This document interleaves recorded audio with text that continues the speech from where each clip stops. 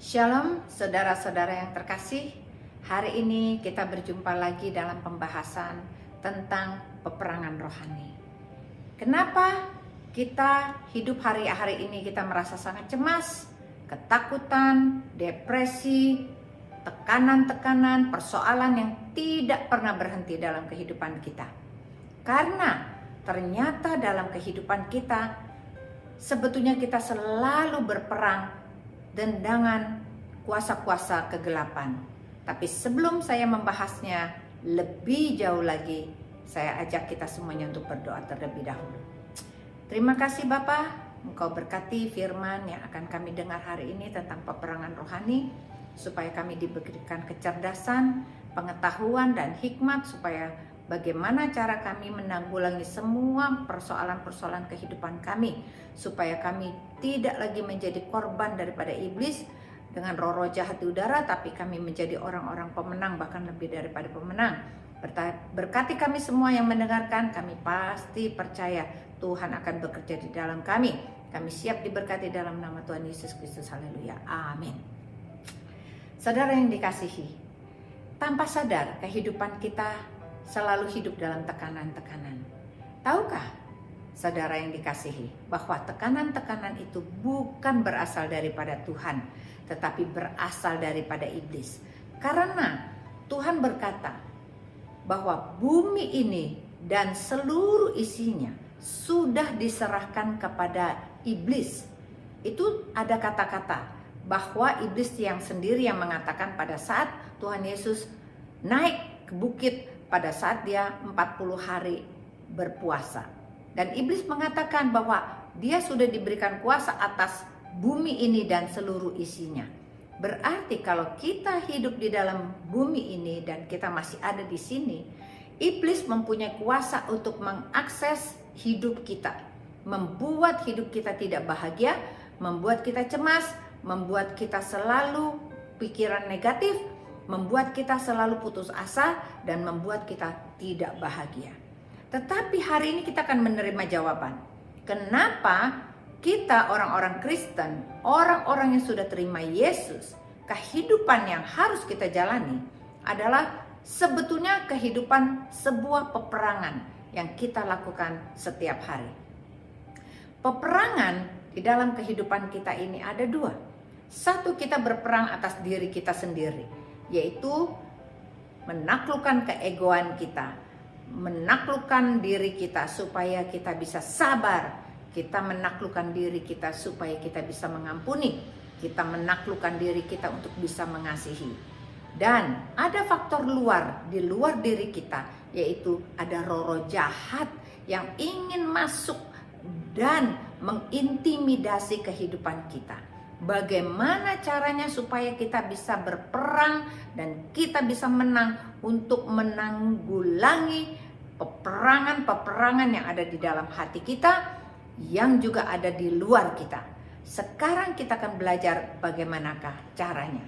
Baik, kita akan lihat ayatnya. Efesus 6 ayat 10 sampai dengan 12 berkata begini. Akhirnya hendaklah kamu kuat di dalam Tuhan, di dalam kekuatan kuasanya. Kenakanlah seluruh perlengkapan senjata Allah, supaya kamu dapat bertahan melawan tipu muslihat iblis. Karena perjuangan kita bukanlah melawan darah dan daging, tetapi melawan pemerintah-pemerintah, melawan penguasa-penguasa, melawan penghulu-penghulu di dunia dan dunia yang gelap ini, dan melawan roh-roh jahat di udara. Saudara yang dikasihi Tuhan, firman Tuhan mengatakan bahwa perjuangan kita bukanlah melawan darah dan daging, tetapi kita melawan pemerintah-pemerintah, melawan penghulu-penghulu di udara, penguasa-penguasa di udara, penghulu-penghulu udara yang jahat dan gelap ini, dan melawan roh-roh jahat di udara. Mengapa sekarang kita melihat begini? Bukti bahwa roh jahat berkuasa atas manusia. Mengapa banyak orang yang kerasukan setan? Itu adalah sebuah bukti bahwa manusia bisa diakses oleh roh-roh jahat sehingga bermanifestasi di dalam dia. Sehingga dia bisa berubah tingkah lakunya karena dia kerasukan. Bahkan roh-roh jahat itu akan berkata-kata melalui orang tersebut dengan meminta sesuatu lah, seperti apakah.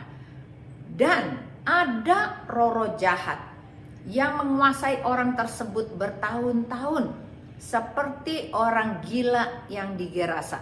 Tuhan Yesus mengatakan bahwa roh-roh jahat yang ada di dalam tubuh orang Gerasa ini banyak sekali. Sehingga pada saat roh-roh jahat itu diusir dari tubuh orang gila ini, roh-roh jahat itu masuk ke dalam babi-babi dan menceburkan diri mereka ke jurang. Tuhan Yesus sudah membuktikan bahwa di dalam diri manusia bisa dirasuk oleh roh jahat.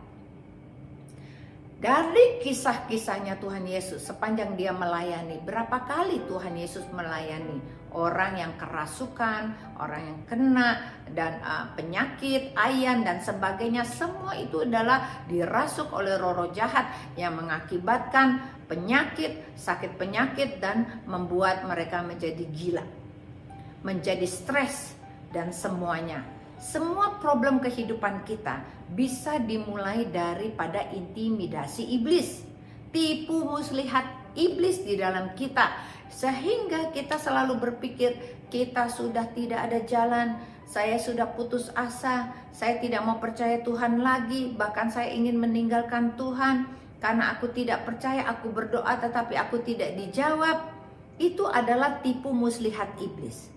Dengar kabar baik hari ini, bahwa kita semuanya harus belajar dan mengerti bahwa Tuhan menciptakan kita segambar dan serupa dengan Dia, supaya kita menaklukkan semuanya, baik burung-burung di udara, baik ikan-ikan di laut, binatang-binatang yang melata, bahkan kita bisa menaklukkan roh-roh jahat. Tuhan membuat kita sangat spesial karena Tuhan akan memperlengkapi kita dengan kuasa-Nya. Mari kita belajar lebih dalam lagi di sini.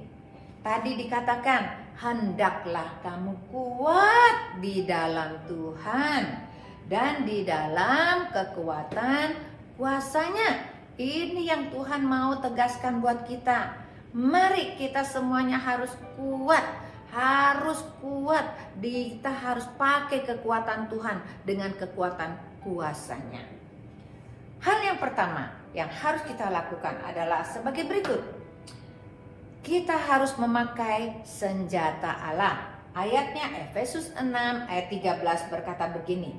Sebab itu ambillah seluruh perlengkapan senjata Allah supaya kamu dapat mengadakan perlawanan pada hari yang jahat itu. Berarti kita harus punya senjata Allah. Dan tetap berdiri sesudah kamu menyelesaikan segala sesuatu. Hal yang pertama yang Tuhan ingin berikan kepada kita supaya kita selalu percaya kepada Dia, kita punya senjata. Apakah senjata kita? Kalau kita lemah, kita tidak dapat bertarung. Seseorang olahragawan, dia akan melatih tubuhnya untuk menjadi pemenang. Dia melatih tubuhnya setiap hari, terus berlatih pagi sore, sampai sebuah perlombaan diadakan dan olahragawan itu menjadi pemenang. Demikian juga di dalam kehidupan iman kita. Iman kita itu harus dilatih untuk lebih lagi makin hari makin kuat, makin hari makin kuat. Kalau kita mempunyai satu sikap dasar yang salah, bahwa hari ini aku beriman, imanku kuat, besok, lusa, minggu depan imanku lagi turun, berarti ada yang salah dari diri kita. Iman itu tidak bisa naik dan turun. Iman itu harus selalu naik.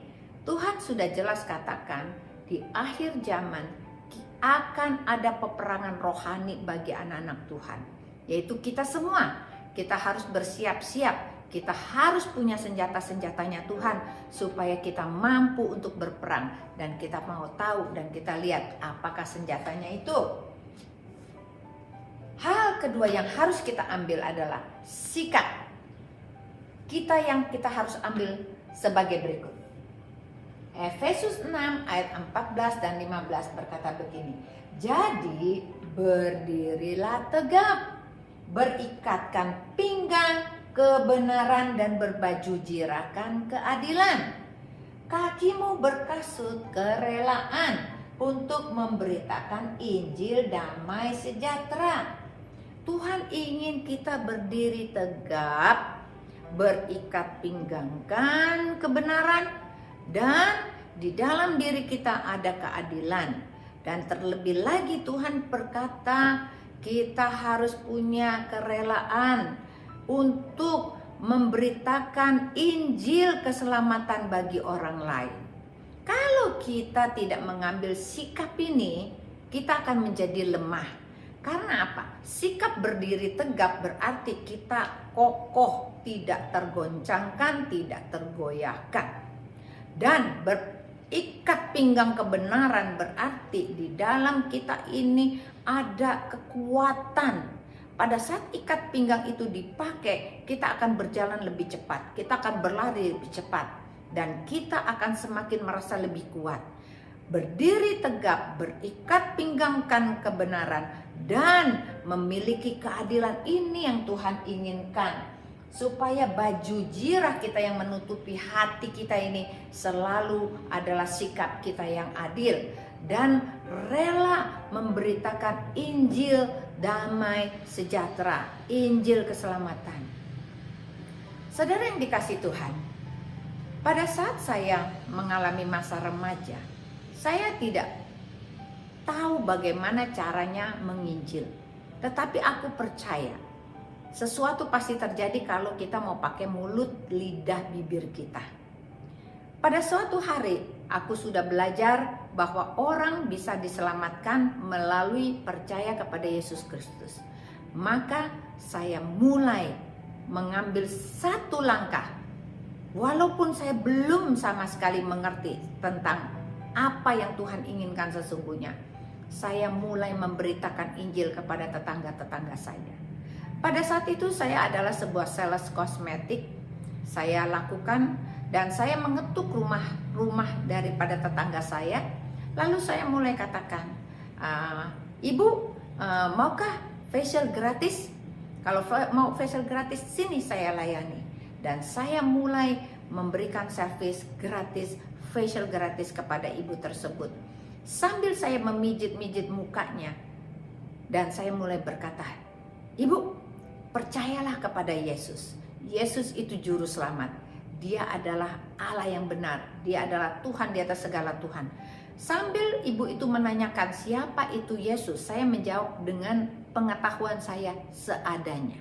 Saya memulai segala sesuatunya dengan tanpa harus mengerti terlebih dahulu, tetapi kita harus sudah mentaati apa yang Tuhan inginkan dalam hidup kita, yaitu kita rajin memberitakan Injil keselamatan kepada keluarga kita, kepada ipar kita, mertua kita, kepada anak kita, kepada tetangga kita, komunitas kita. Kita harus rajin walaupun kita belum lihat kuasa Tuhan yang besar terjadi dalam kehidupan kita, tetapi kita sudah melangkah dan memulainya. Di sanalah kita akan mempunyai satu kekuatan yang baru yang Tuhan berikan, bahwa Roh Tuhan akan bekerja di dalam kita dengan kekuatan kuasanya. Itu sikap yang harus kita ambil. Yang kedua. Dan yang ketiga, apa yang harus kita lakukan? Gunakanlah perisai iman. Efesus 6 ayat 16 berkata begini. Di dalam segala keadaan, pergunakanlah perisai iman. Sebab dengan perisai iman itu kamu akan dapat memadamkan semua panah-panah iblis. Apakah iman itu? Kita harus tahu bahwa Tuhan ingin kita mempunyai satu perisai iman dalam hidup kita. Iman, apa yang dimaksud dengan iman? Kita baca ayatnya. Ibrani 11 ayat 1 berkata begini. Iman adalah dasar dari segala sesuatu yang kita harapkan dan bukti dari segala sesuatu yang tidak kita lihat. Iman adalah sebuah pengharapan yang belum terjadi di dalam hidup kita. Saya mengimani bahwa keluargaku akan dipulihkan. Keluarga kita belum pulih, tapi kita punya iman. Kita sudah membayangkan sesuatu yang belum kita terima dan belum kita lihat. Tetapi kita yakin dan percaya ini adalah bukti dari segala sesuatu yang belum kita lihat. Itu adalah iman. Dan iman adalah sebuah perbuatan-perbuatan yang dikerjakan terus-menerus setiap hari dengan ketekunan. Ketekunan di dalam berdoa supaya ada perubahan terjadi, baik bagi keluarga kita, suami kita, pekerjaan kita, mertua kita, kesehatan kita. Kita minta dengan iman. Iman adalah bukti dari segala sesuatu yang tidak kita lihat dan bukti dari segala sesuatu yang kita harapkan. Berarti Tuhan akan berikan kepada kita asal kita sungguh-sungguh beriman bahwa segala permohonan dan doa kita Tuhan bisa jawab. Pada saat saya berusia 10 tahun, keluarga saya belum ada satupun yang Kristen. Semuanya belum terima Tuhan Yesus. Mama, papa saya dan saya berlapan bersaudara, belum ada yang kenal Tuhan Yesus. Saya bersekolah di sebuah sekolah Kristen, dan saat itu kalau hari biasa itu menjadi kelas saya 5 SD, dan kalau hari Minggu kelas saya menjadi sekolah Minggu. Saya minta izin kepada ibu saya bahwa saya ingin pergi sekolah Minggu itu, dan ibu saya memberikan izin. Saya diantar oleh supir, dan pada saat supir itu mengantar saya sangat bersukacita dan sangat girang. Saya menyimak perkataan daripada guru sekolah Minggu saya. Dan guru sekolah Minggu saya mengatakan, satu orang saja percaya dalam satu rumah, seisi rumahnya diselamatkan. Sejak hari itulah saya terus berdoa untuk keluarga saya. Saya berdoa untuk orang tua saya berdoa untuk kakak adik saya berdoa untuk tante saya dan om saya berdoa untuk oma saya. Berarti ada 13 orang yang saya doakan setiap hari. Saya tidak pernah berhenti berdoa. Sampai usia saya 15 tahun saya dibaptis. Pada saat itu saya ada di GKI dan saya dibaptis Ciprat. Pada saat saya usianya 16 tahun saya mengajukan diri untuk menjadi guru sekolah minggu. Dan saya mengajar 5 tahun lamanya, mengajar anak-anak di bawah umur 5 tahun. Saya bersuka cita karena saya berharap anak-anak ini akan mempunyai iman sama seperti saya. Bahwa kalau kita percaya Yesus maka seluruh keluarganya akan diselamatkan. Saya terus berdoa dan berdoa hingga 11 tahun lamanya. Doa saya yang saya tekuni dan saya doakan setiap hari, Tuhan dengar. Ini adalah bukti dari segala sesuatu yang tidak kita lihat dan dari segala sesuatu yang kita harapkan. Tuhan akan menjadikan seperti apa yang kita inginkan. Keluargaku semuanya diselamatkan, mereka dibaptis, mereka terima Tuhan Yesus.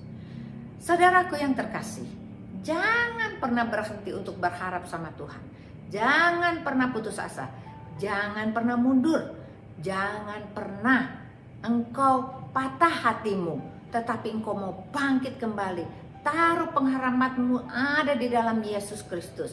Bangkitkan imanmu. Walaupun sesuatu belum terjadi dalam kehidupanmu, suamimu misalnya belum bertobat, tetapi engkau sudah memberitakan kabar baik tentang keselamatan kepada orang-orang lain, maka Tuhan akan berbuat baik kepadamu.